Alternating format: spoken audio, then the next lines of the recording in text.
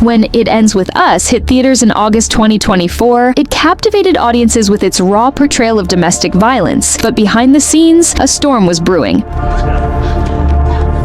Blake Lively and Justin Baldoni, the film's stars and director, are now locked in a bitter, multi-million-dollar legal battle filled with explosive allegations of sexual harassment, defamation, and secret lawsuits that surfaced months before the public knew.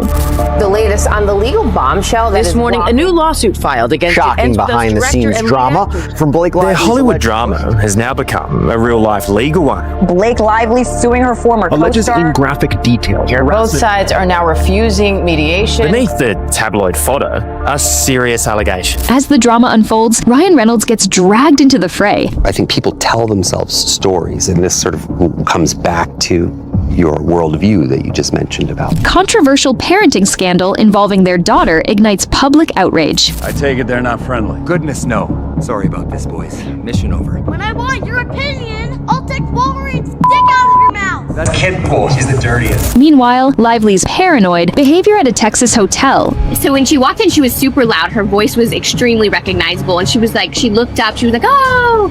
I think she said hi to the two. It was a man and a woman at the front. And, you know, the woman kind of like went like this because... And a food safety backlash from a donut shop visit add more fuel to the fire. Blake Lively has caused some major issues with the donut shop she was working at on Sunday. And she's like, oh my God, guys, look, I'm baking donuts and I'm sharing them with the people of Connecticut. She didn't tie her hair back, with her blonde hair kind of just as she leans over grabbing donuts, and they're like, that's disgusting. There's all these hygiene concerns. Celebrity reactions range from Joe Rogan's harsh criticism. You've been following the Justin Baldoni, Blake Lively thing? Bro, Blake Lively, talk about ruin your reputation, and Ryan Reynolds. Yeah, they fucked up because they were trying to take over the movie. Yeah. They were trying to take over the movie and the whole franchise. He owned the franchise. They're fucked. The whole thing's crazy. To Taylor Swift's silent rebukes. I would always like to keep people on their toes. While old jokes and on-set testimonies resurface. Another promise was no pet monkey. Yeah. Chuck has a matching pet monkey with coordinating outfits, and I was like, I would love to be part of the show, but I can't act with a monkey. And then I got a few of them. Skipping the Met Gala, complicating the narrative. With a high-stakes trial set for March 2026 and new filings dropping regularly, this real-life Hollywood saga is far from over. Stay tuned as we unravel every twist and turn in this gripping story of power, betrayal, and the fight for truth. They're both going at this full bore, and that's crazy because it's coming at a huge reputational harm. Is it just a huge clash of personalities, or is there more to it than that? Well, I think in film, everybody's always vying for power and control. I think that this is probably the most intense situation I've ever been in film. The road to It Ends With Us began with great promise when author Colleen Hoover announced on January 26, 2023, that Lively had been cast as Lily Bloom, with Hoover calling her my dream Lily. Blake Lively as Lily Bloom for the first time. Your reaction is? I will never picture anyone else. Man, she knocked it out of the park. Yeah. And their chemistry together is insane. Simultaneously, Hoover revealed that upon meeting Baldoni, who was already attached to direct, she immediately wanted him to play Ryle Kincaid, believing he had what it takes to bring this character to life. We all have an idea of what love can be. I want to see you again. Now you see me. But 15 seconds. Production proceeded, and the film was released in August 2024 to commercial success. For It Ends With Us, and oh my gosh, it was epic, emotional, amazing. I still have goosebumps. Wow, wow, wow. Holy moly, the amount of emotions I just went through is unbelievable. It was emotional, profound. Blake Lively was born to play Lily. The chemistry was amazing. It was everything I could have imagined and so much more. The Taylor Swift song got me. I think I cried about 3 times during the... However, behind the scenes, tension was apparently brewing. According to court documents, Lively would later allege that Baldoni exhibited disturbing and unprofessional behavior during filming that created a hostile work environment. These issues remained private for months after the film's release, until December 2024, when the conflict exploded into public public view. I think Blake Lively is damaged. You think it's more, though. You think it's him. I think it's him. You think he's driving Yeah, I think he's driving the bus. From the messages, he's very controlling. He's admitted to it. He's a very controlling person. Yeah. She's too dumb. I'm just going to say that. The first formal salvo came on December 20th, 2024, when Lively filed a complaint with the California Civil Rights Department against Baldoni, his production company Wayfarer Studios, its co-founder Steve Sarowitz, producer Jamie Heath, and several others. In this complaint, Lively alleged sexual harassment and claimed she suffered severe emotional distress due to Baldoni's on-set behavior. The complaint was extensive, running to 80 pages, and contained serious allegations about Baldoni's conduct during filming. Among these claims was that Baldoni improvised physical intimacy that had not been rehearsed, choreographed, or discussed with Lively, and attempted to add nudity and graphic scenes not in the original script without an intimacy coordinator present. Lively stated she raised concerns about this behavior to the studio, which allegedly promised to implement safeguards for her protection, and in another contract, committed not to retaliate against her for her complaints. Just one day after Lively's filing, on December 21st, 2024, the New York Times published an article titled, "We Can Bury Anyone Inside a Hollywood Smear Machine," detailing Lively's allegations. The article reported that after Lively complained about Baldoni's behavior to the studio, he hired a crisis PR team to bury her, threatening his carefully cultivated feminist reputation. This media coverage dramatically escalated the situation, bringing what had been a private legal complaint into the glaring spotlight of public scrutiny. Brian Friedman, Baldoni's lawyer, quickly responded with a statement to People magazine claiming that Lively's complaint was an attempt to fix her negative reputation and that her allegations were false, outrageous, and intentionally salacious with an intent to publicly hurt.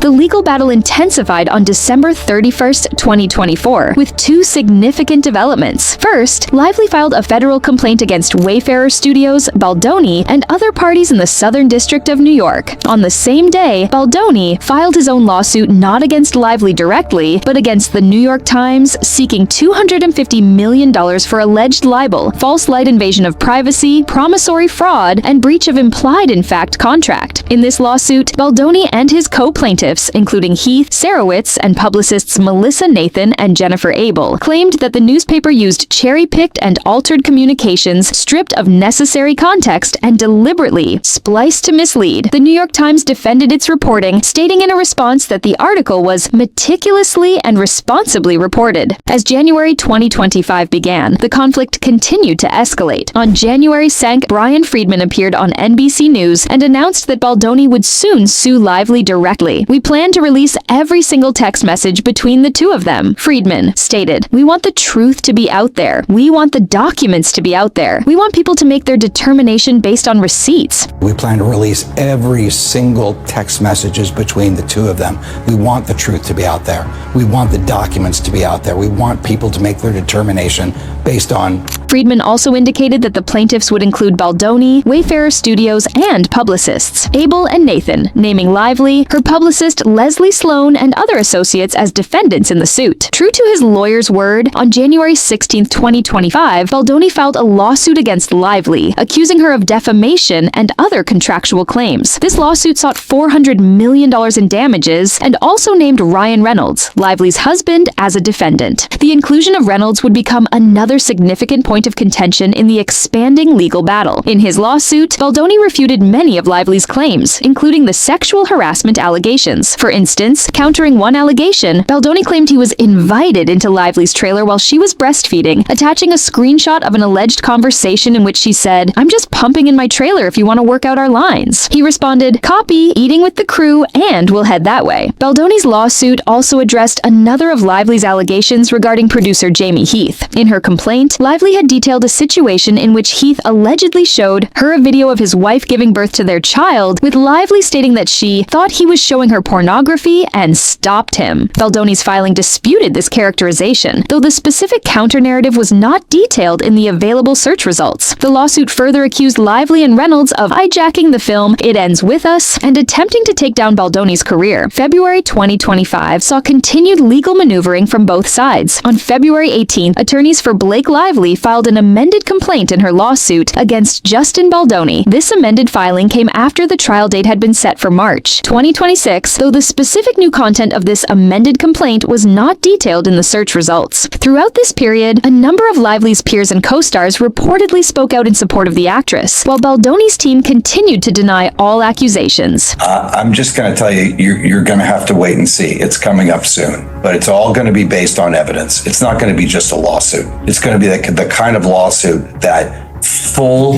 of evidence, admissions, documents, which prove exactly what she did and how she bullied her way through the process to take over the movie. March 2025 brought new developments in the complex legal battle. On March 18th, Ryan Reynolds filed a motion asking a judge to drop him as a defendant from Justin Baldoni's $400 million defamation lawsuit. Reynolds' attorneys argued that Baldoni's suit against him had no legal foundation and amounted merely to hurt feelings. The filing claimed that Baldoni's lawsuit against Reynolds was based on just 2 instances where Reynolds allegedly called Baldoni a predator, but that nothing in Baldoni's suit suggested Reynolds didn't believe this to be true. Mr. Reynolds genuinely, perhaps passionately, believes that Mr. Baldoni's behavior is reflective of a predator, Reynolds' filing stated, adding that calling someone a predator amounts to a constitutionally protected opinion. Reynolds' Watsies lawyers further claimed that Baldoni's thin-skinned outrage over a movie character, referring to the nice pool character in Reynolds' film Deadpool and Wolverine, does not even pretend to be tied to any legal claims and instead reflected merely Baldoni's allegations of hurt feelings.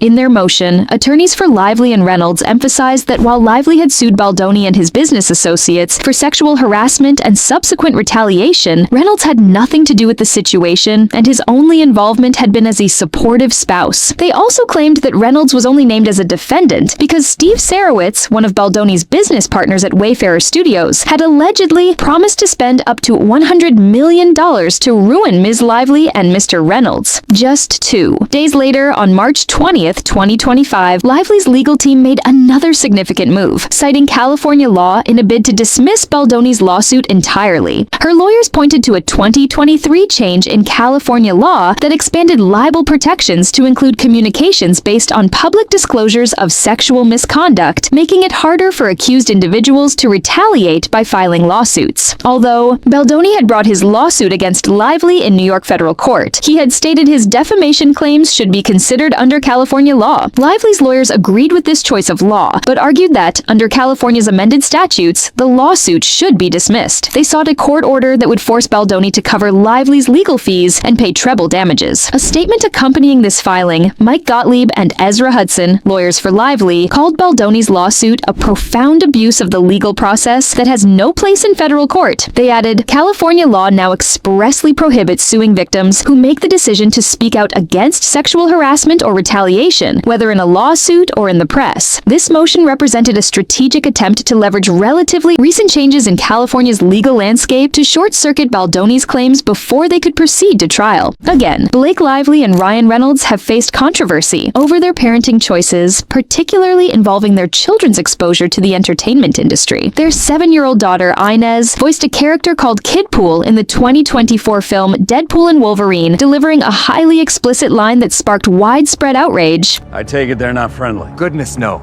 Sorry about this, boys. Mission over. When I want your opinion, I'll take Wolverine's dick out of your mouth. That Kid Pool, she's the dirtiest. Ryan Reynolds revealed during the film's commentary that Inez was initially hesitant but was persuaded to say the line after he suggested recasting the role. He also admitted she had to repeat the line between 70 and 500 times, sarcastically calling himself Father of the Year for coaching her through it. When I want your opinion, I'll take Wolverine's dick out of your mouth. That's Kid. Guiltily, that is my daughter, Inez. I'm so sorry we have to admit that. And I am Father of the Year over here for allowing her to say such language, which, to her credit, she really didn't want to say.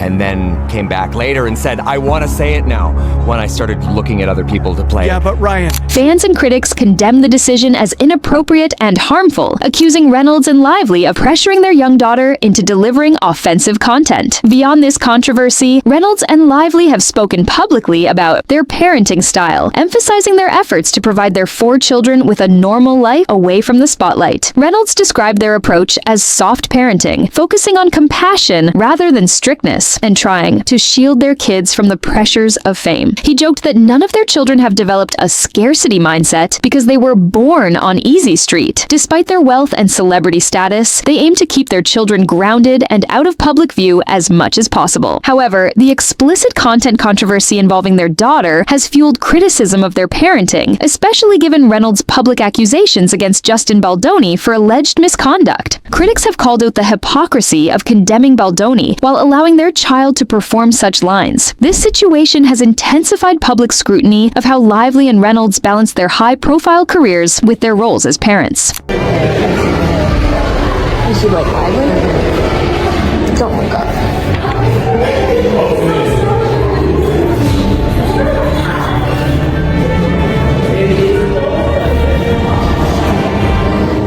Lively faced fresh allegations of paranoid and bizarre behavior from a fan, Caitlin Cooper, during a stay at Hotel 1928 in Waco, Texas, earlier in March 2025. Cooper had been vacationing with her mother, and upon learning Lively was staying there, discreetly recorded a short clip of the actress walking through the hotel lobby. Lively noticed the filming and quickly shielded her face, appearing loud and alert. So when she walked in, she was super loud. Her voice was extremely recognizable, and she was like, she looked up, she was like, oh! I think she said hi to the two. It was a man and a woman at the front, and the woman kind of like went like this because like she was excited. And the next morning, as Cooper and her mother were loading their car, Lively unexpectedly approached them, greeted Cooper, then pulled out her phone and began filming. Cooper, while circling her car, Cooper described feeling disturbed and caught off guard by Lively's behavior, which she called very paranoid, especially when Lively's security guard also circled the car before they returned inside. And we were loading up our car, and so I heard a hi, first of all, and it was a woman's voice, and I looked up, and we had already finished with the valet, so it was like, what's going on? I looked up, see her, she's got her phone up, and out of instinct, I just said hi back, because what do you say? She did like a circle of the car. I just was putting my stuff in the car, because I was really caught off guard, and my mom, just went to the driver's side, but, and then, she... Cooper later reported that representatives from Lively's team tracked her Instagram posts, which added to her discomfort. It started the next day. Her lawyer, her social media person, her nanny were looking at my stories. They ended up making troll accounts, and someone called me. Separately, an incident involving a hotel manager surfaced amid these tensions. Reports indicated that Lively had a confrontation with the hotel management over privacy concerns, as staff allegedly leaked information about her stay, which contributed to the fan encounter. The hotel manager reportedly expressed frustration over the breach of confidentiality, while Lively's team insisted on strict privacy measures to protect her and her family. This clash underscored the heightened stress and scrutiny Lively was under during the ongoing legal battle with Justin Baldoni. Her team caught wind of this, I believe, maybe saw me recording her on the security camera, did not like this, thought maybe I recorded something they didn't want out there, didn't want me to see, whatever. Next morning, we kind of were being followed by her security guard a little bit on the way out, checking out of the hotel. Blake Lively herself comes out, starts recording us, says hi to get us to look up at her, circles our car, gets the car information, license plates, all that. On March 30th, 2025, Blake Lively surprised fans by working behind the counter at Rise Donuts, a small donut shop in Wilton, Connecticut, owned by her friends. She shared photos on Instagram, calling baking her happy place and showing off a massive kitchen mixer. During her visit, Lively was in a cheerful mood, interacting warmly with customers and even chatting with a father and son who referenced her husband Ryan Reynolds' famous role as Deadpool. However, the visit quickly sparked controversy when photos showed Lively serving donuts without tying her long blonde hair back or wearing a hairnet, raising serious hygiene concerns. Federal food safety regulations require food handlers to secure their hair to prevent contamination, and many social media users criticized the oversight as disgusting and unsafe. She's like, oh my god, guys, look at I'm baking donuts and I'm sharing them with the people of Connecticut. And a lot of people are pointing out her hair. At first I was like, okay, it's a little frizzy, we should be used to that. But people were like, no, her hair is on the donuts. She's not wearing a hairnet, she doesn't have her hair pulled back. She didn't tie her hair back, with her blonde hair kind of just as she leans over grabbing donuts. What is she doing? You can't do this. You need to have a hairnet or you need to have your hair tied back. Like, that's disgusting. There's all these hygiene concerns. The incident led to multiple complaints to the Wilton Health Department, which launched an investigation into the donut shop's compliance with health codes. Some saw Lively's appearance as a PR stunt meant to divert attention from her ongoing legal battle with Justin Baldoni, intensifying the backlash. Despite the criticism, some fans praised her kindness and willingness to engage engage with customers during the visit. Blake Lively and Ryan Reynolds skipped the 2025 Met Gala, held on May 5th, 2025. This decision was confirmed by multiple sources in late March 2025, with reports emphasizing that the couple's absence is not unusual, since they have not attended since co-chairing the event in 2022. While their ongoing legal battle with Justin Baldoni has drawn intense public attention, insiders say their choice to forego the gala was made before the lawsuit became public and is not directly related to the controversy. A source noted that Lively is not a Kardashian who goes every year, highlighting that their attendance has always been intermittent. Blake Lively's last memorable Met Gala appearance was in 2022, where she stunned in an Atelier Versace gown inspired by New York City architecture. Despite the high-profile nature of the event, the couple will instead stay out of the spotlight this year amid their ongoing personal and legal challenges. The legal saga between Blake Lively and Justin Baldoni has drawn reactions from a spectrum of public figures, each adding layers to the narrative through statements, silences, and resurfaced history. Taylor Swift's involvement became a focal point after Baldoni's lawsuit revealed a text exchange where Lively allegedly likened her inner circle to Game of Thrones Khaleesi, telling Baldoni, "If you ever get around to watching Game of Thrones, you'll appreciate that I'm Khaleesi, and like her, I have dragons." While Swift's name was never explicitly mentioned, insiders close to the singer confirmed her frustration at being indirectly dragged into the legal battle. I remember not going to after parties. I went home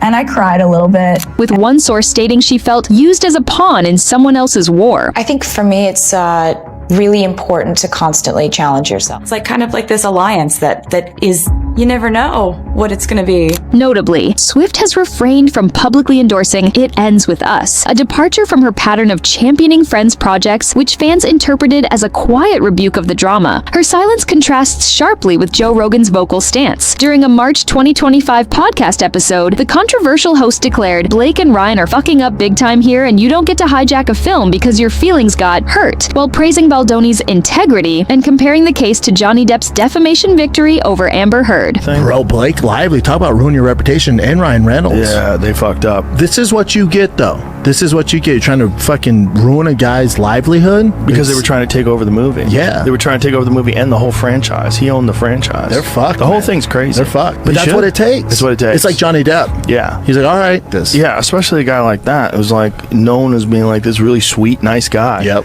And he's suing the New York Times, and he's got a great case there. Later, it is found that Blake Lively asked Swift for forgiveness after getting dropped from her Super Bowl list. I was young when I started Gossip Girl. A lot more people were suddenly around and I was being looked at. If you don't have the right perspective, you could definitely be confused by people being that nice to you. I don't think I relate to any of my characters. I've played a crack addict from Boston. I've played an Upper East Side princess. I think that that's the safety in that, is I never play characters that are like me. To the basement during the premiere of his movie. He literally was not even allowed to be at the premiere of his own movie. Why is that? She had convinced everyone that he was this monster, this terrible person, so she could wield all creative control of the movie and end up getting her final cut of the movie, not Justin Baldoni's. And in the end, that's exactly what happened. Leighton Meester, Lively's Gossip Girl co-star, found herself unintentionally pulled into the discourse when a 2015 clip resurfaced of Lively joking about Meester's birth in a federal prison hospital during a late-night talk show.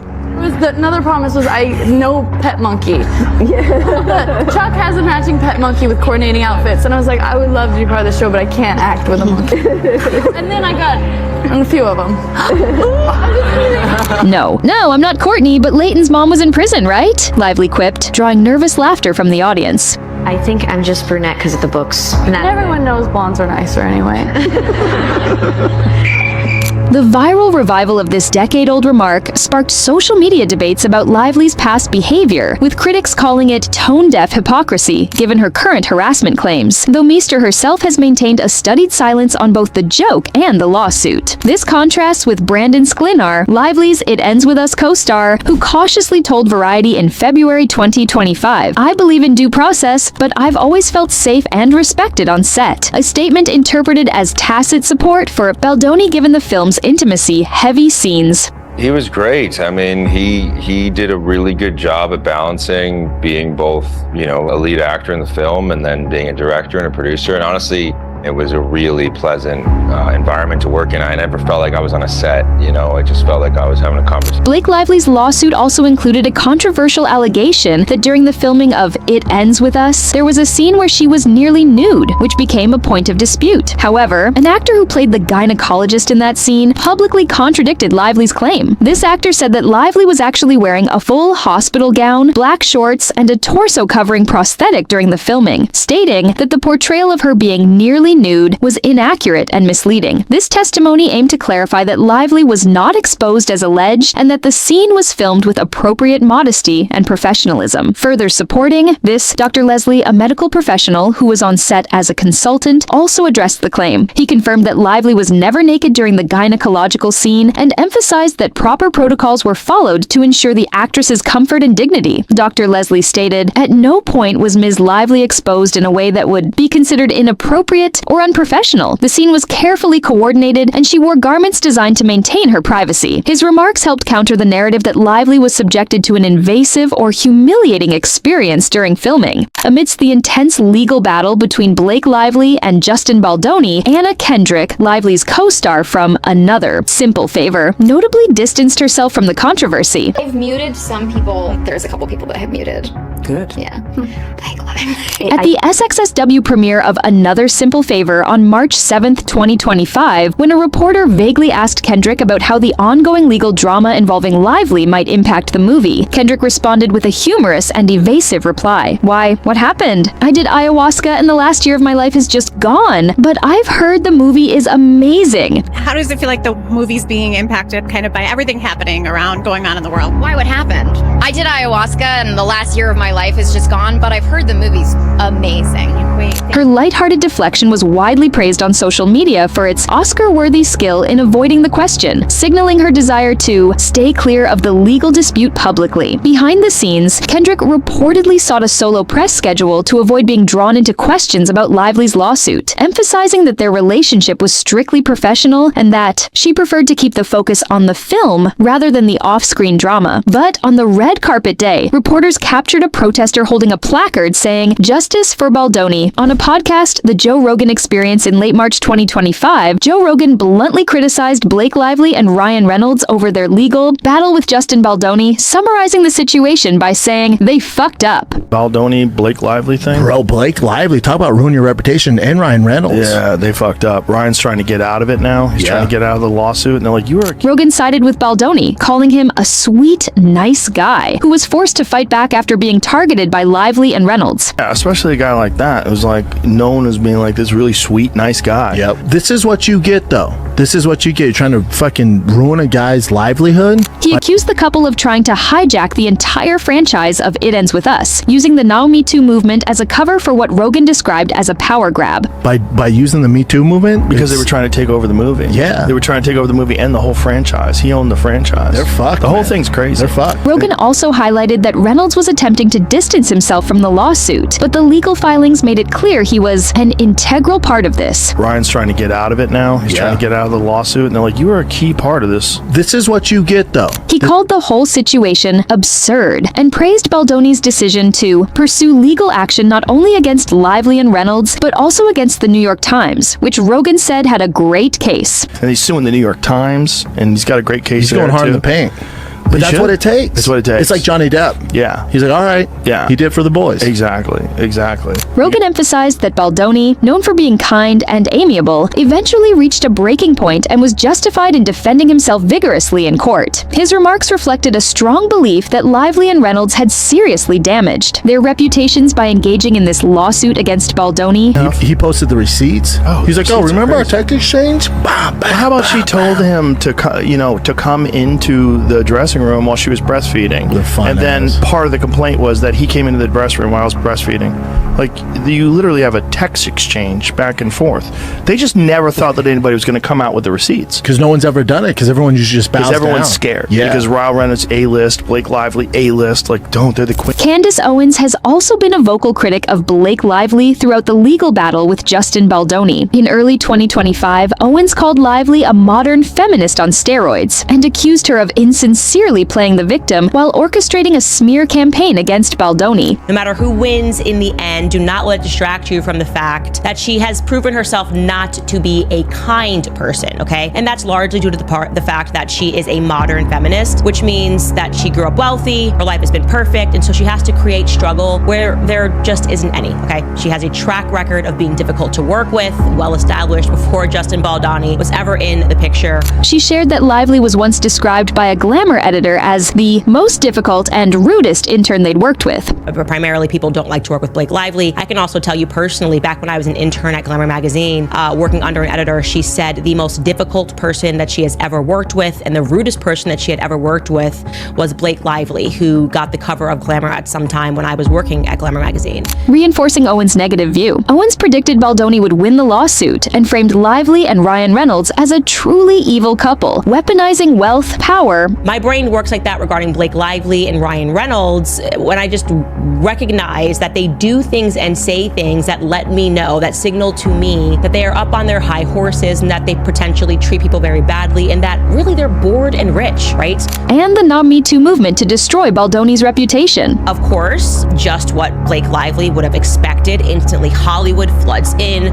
Me Too has been resurrected. They're giving statements. Owens compared the case to Amber Heard versus Johnny Depp, but argued it was infinitely worse. Amber Heard comes out of the woodwork and gives a statement, which I feel like after allegedly pooping on Johnny Depp's bed, she should maybe always sit this one out, but she didn't. She's like, nope, I'm with her. We're all with her. But actually, quite remarkably, the internet for the first time had a bit of pause. And one of the things that they had a bit of pause about, accusing Lively and Reynolds of manipulating the media and legal system. She highlighted leaked texts showing Reynolds' involvement in attempts to humiliate Baldoni, dismissing his defense as paper thin. Owens also questioned the legitimacy of a subpoena related to a former PR firm, claiming it was fake and part of evidence manipulation. Throughout the dispute, Owens has stood firmly with Baldoni, warning against misuse of feminist rhetoric and accusing Lively of bullying and gaslighting. She portrays the case as a battle over power and reputation, not just Hollywood drama. And money is on Blake Lively being wrong. People were just very upset with Blake Lively and started stringing together her pattern, okay? So her reputation, you could say last year, completely tanked. But then suddenly, okay, right before Christmas on December 20th, Blake Lively filed a complaint against Justin Baldoni and others in California, claiming sexual harassment. She filed a complaint at first, not a lawsuit. She files it on December 20th, and lo and behold, on the 21st, the day after, somehow the New York Times gets a hold of it. And they started to ask the question, was this actually just a way to salvage her reputation? They were unsure. After the public then kept saying, why did you not file an actual lawsuit? This was a sinister PR move. I think she is 100% wrong. This doesn't make him a good guy. Doesn't make Justin Baldoni a great guy. Please do not think I'm a Justin Baldoni stan. I know nothing about him and I hate 90% of Hollywood. Throughout the early months of 2025, numerous industry figures, co-stars, and celebrities weighed in on the dispute, with many publicly declaring their support for Lively. According to reports, this support has come from various quarters, with some sources mentioning that even author Colleen Hoover and actress Amber Heard had expressed backing for Lively. This may be either a new rock bottom for me or the best thing that's ever come out of my brain. By the end of the day today, I'm going to be broke as shit. Even if you hate me, you should go buy a piece because it's a very...